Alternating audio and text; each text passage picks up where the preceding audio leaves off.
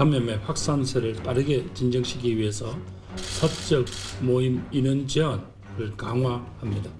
내일부터 4주 동안 사적 모임 허용 인원을 수도권은 최대 6인, 비수도권은 최대 8인까지로 축소하겠습니다. 방역 패스를 전면적으로 확대 적용하고자 합니다. 식당과 카페를 포함한 대부분의 다중 이용시설에 적용하며 실효성 있는 현장 안착을 위해 일주일간의 계도기간을 둘 예정입니다. 내년 2월부터는 청소년들이 즐겨 찾는 대부분의 시설에 방역 패스를 적용하기로 했습니다. 국민 여러분, 아무리 강력한 대책도 현장에서 실천되지 않으면 아무 의미가 없습니다. 모임이나 행사는 가급적 취소하거나 상황이 안정될 때까지 연기해 주시기를 바랍니다.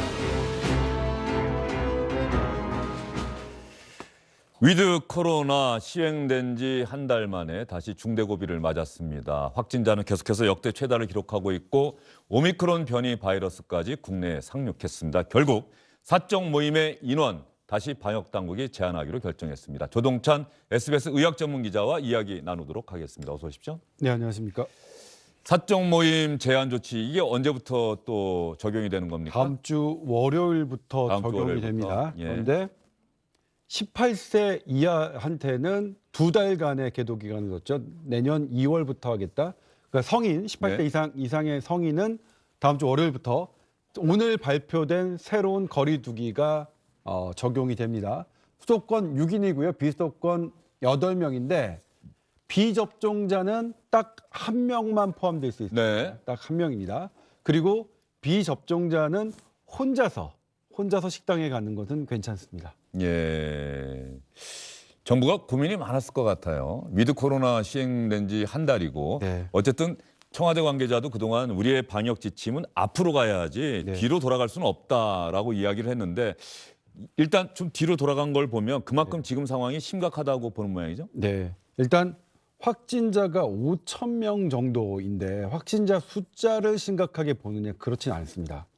왜냐하면 실은 위드 코로나 할 때 10,000명 정도까지 대비할 수 있는 부분을 검토를 했었거든요. 그런데 그 절반 수준이니까 문제는 60세 이상의 고령층 비율이 높아지면서 위중증 환자가 늘고 이것이 시간이 지나면서 사망으로 연결되기 때문에 그렇습니다. 지금 10월 셋째 주에는 60대 이상의 확진자 비율이 21.6%였는데 한 달 새에 34.9%로 40%가량이 위험한 분들이 감염되고 있어서 이런 것 때문에 그렇고요. 또 보니까 예전에는 7, 8월 달에는 60세 고령자분들이 접종 완료하셨으면 가볍게 알았는데 최근에는 대부분 위중증으로 가니까 그렇습니다. 지금 접종 완료자 60세 이상의 확진자 비율이 80%를 넘었습니다. 네. 그래서 어쨌거나 위험한 분들의 정말 위험한 분들의 위험 신호가 나와서 정부로서도 다시 돌아가는 길을 선택할 수밖에 없었을 것 같습니다. 예. 다시 돌아갔다 그러면 정부가 흔히 이야기했던 비상계획 네. 그거의 일환으로 봐야 되는 겁니까? 이번 조치는? 네, 비상 계획의 한 부분 정도로 봐요. 예를 들면 오늘 나온 걸 보면 시간 제한이나 이런 게 없어서 그냥 백신 접종 맞으신 분들은 그냥 뭐 친구들과 4-5명 뭐 편하게 밥 먹거나 술자리 할 수 있는 것처럼 보이니까 강력한 비상 단계는 아닌 것 같은데 그래도 다시 일상 회복으로 가겠다는 커다란 흐름을 잠시 멈춘 거니까 그 점에서는 의미가 있겠죠. 그리고 지금 우리가 1년 반 동안 하면서 이 코로나에 대해서 사실 전문가, 자영업자, 그다음에 각 지역마다 너무 이해관계가 다르고 그렇기 때문에 도저히 하나의 뭔가 일관되는 흐름으로 적용하기는 어려울 것 같아요. 지금 이것도 의료계에서는 시간 제한 다시 하자 10시로 아니면 최소한 12시로 하자 그랬는데 아, 참 이번에 시간 제한은 그냥 네. 그대로입니까? 네, 식당, 카페는 시간 제한이 없습니다. 예. 근데 원래 그런 안이 있었어요. 그런데 이걸 자영업자 측에서는 그러면 그렇게 우리가 영업을 못하게 제한을 하니 보상을 해달라 그랬는데 기재부 쪽에서는 그럴 돈은 없다. 이렇게 해서 결국은 이제 시간 제한이 없어진 거니까 여러 가지 상황을 우리 사회 각계각층의 모든 그런 요구들을 다 맞춰서 하나의 어떤 일관된 어떤 정책을 펼치기는 어렵긴 합니다만 그래서 나온 게 지금처럼 약간은 좀 애매한 이런 이 거리두기 조정안이 나온 것 같습니다. 정부 김부겸 총리 얘기를 들어봐도 가능한 한 뭐 사적 모임 취소해달라 이렇게 얘기하면서 방역 지침은 어쨌든 6명까지는 만날 수 네. 있도록 하고 네. 이게 상당히 좀 고민이 되는 복합적인 상황을 보여주는 것 같아요. 네. 취소해달라고 얘기하면서 어쨌든 사적 모임 인원이 6명까지 수도권은 네. 비수도권 8명까지 하고 방역 패스도 백신 접종 받았거나 또 음성이다 확인받은 사람들한테 이른바 네. 적용하는 방역 패스도 전면적으로 확대한다 이런 얘기가 있던데요. 네, 이게 새롭게 확대되는 게 이제 원래는 식당, 카페, 학원, 영화관, 공연장, 독서실, 스터디 카페 이런 데는 아니었는데 이번에 새롭게 신설이 된 겁니다. 그런데 이제 예를 들면 어른들한테 식당, 카페는 뭐 원래 그랬으니까 그럴 수 있는데 학원은 사실 어른들한테는 괜찮은데 18세 이하 학생들한테는 되게 큰 문제거든요. 그렇죠. 그런데 이게 2달 유예 기간을 두긴 했습니다. 18세 이하. 그런데 벌써부터 학부모님들의 가장 큰 반발은 이 대목에서 나옵니다. 그러면 2달 동안 우리 애들 다 그러니까 백신 맞으라는 거야? 지금 한 25% 정도 때밖에 안 되거든요. 그런 데는 이제 걱정이 더 커서 그랬죠. 이런 걱정이 큰 부분을 이런 방역 패스로 접종률을 높이려고 하는 거 아니냐 하는 부분이 있는데 그런데 또 확진자 중에서는 우리 학생들이 많은 부분을 차지하는 것도 사실이거든요. 그러니까 확진자를 낮추기 위해서는 이렇게 할 수밖에 없고 그런데 이렇게 하자니 또 학부모들은 당연히 우리에게 왜 우리 아이에게 예방접종을 강제하는 것이냐 이렇게 당연히 생각하실 수 있고 이런 부분이 조금 어려운 것 같습니다. 예, 어쨌든 위드 코로나 중대 고비를 맞고 있습니다. 지금 흐름에서 뭔가 차단을 시켜야 된다라고 하는 게 방역 당국의 최종적인 판단이었던 것 같은데요. 이 새롭게 적용되는 방역 지침 이건 일단 한 달 동안입니까? 4주 동안? 네, 일단 4주 동안 예. 합니다. 그러면 다음 달 초에 다시 한번 보고서 판단하겠다. 네, 판단하는데 다만 다음 주, 그 다음 주에 더 상황이 악화된다면 더 강력한 거리두기가 나올 가능성은 있습니다. 오미크론 변이 바이러스는 지금 6명으로 늘었다는 네. 뉴스까지 12시 뉴스 조금 전에 저희가 전해드렸는데 말이죠. 뭐 더 늘었습니까? 아니면 아직 일단 6명입니까? 관련 확진자가 우리 SBS 박수진 기자의 취재에 따르면 예. 현재까지 11명이라고. 아, 벌써요? 네. 예. 이것은 조금 더 가다듬어야 되겠으니까 관련 확진자는 좀 많을 것 같고요. 그리고 여기에 그러니까 밀접 접촉돼서 조금 두고 봐야 되는 네. 지금 확진은 안 나왔지만 좀 두고 봐야 되는 사람이 100명을 좀 넘습니다.